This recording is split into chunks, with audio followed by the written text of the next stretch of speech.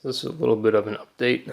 I don't think I've filmed anything on here for a little while. Ended up getting it started up the other day, which was pretty nice.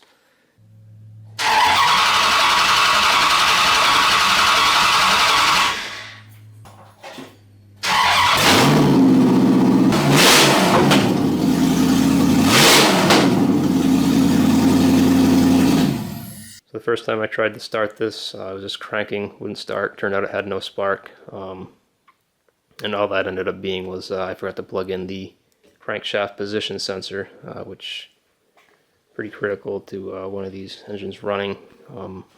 After that, started up and ran fine. It really didn't throw any immediate codes. Ended up getting codes for the O2 sensors, obviously, since I don't have any exhaust hooked up right now. I'm just running open headers. Got all the vacuum lines connected. What I ended up using was the Durango port for the brake booster because it has multiple ports on it. So we got the one line coming from the intake manifold up to the brake booster. That goes into the brake booster. And I have a line that comes off here, comes around, ended up snaking it through here, and feeds the emissions equipment. So we got one vacuum port right here and another one on the bottom of this L-shaped piece. And I actually ended up being able to use all of the existing vacuum line from the Durango, just pulling different pieces off it and splicing in other sections, so that was pretty good. It's not totally complete right now. You can see I got a little bit I need to adjust and trim down, but that was just enough to get it started. Make the final adjustments later.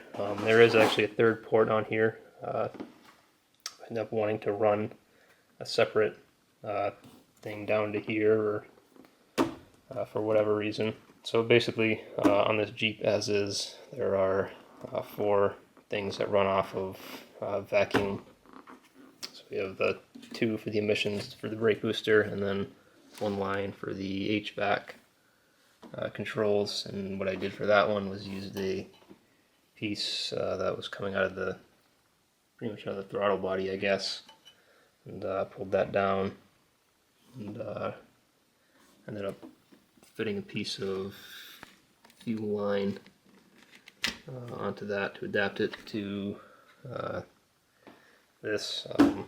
Basically I just pulled a whole bunch of pieces off of the Durango and made them work. Got the air intake attached. Used the air hat off of the Durango along with the corrugated tube off of the Durango, and it's going onto the Wrangler air box.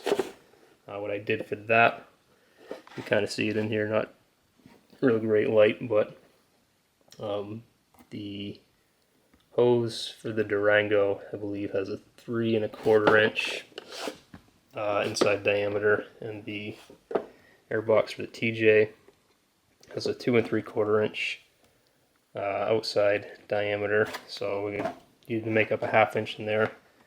So I went down to my local Napa, got some 2 5/8 inch heater hose. It's pretty expensive. I want to say it's like $25, $26 a foot. I only ended up getting about 6 inches, and but it cost me $13 for that. And all I really needed was 1 inch, but they didn't want to sell me any less than 6 inches. So basically I cut off a sliver about this big and put that onto the air box, which is a nice tight fit, and then the hose slid over it relatively tightly also, and clamped it right down. So for now, that's the way I'm going to run it, and I'll probably stay like that for a while because that's a pretty good connection. Overall, this air box is going to be very restrictive. This is going to be what's choking the most power out of this when I'm done. So I'm not sure if I'm going to go with a 2 1/2 inch or 3 inch exhaust at this point, but if we look down the intake here, we get maybe 1 1/2 inch, something like that, diameter for air to suck in here. So 1 1/2 inch diameter going in, 2 1/2 at least going out. So I would eventually like to adapt the Durango box to fit on here. I could very easily do just a cold air intake with a pipe coming out, and then a cone-shaped filter at the end, but I'd like to keep the factory look as much as possible.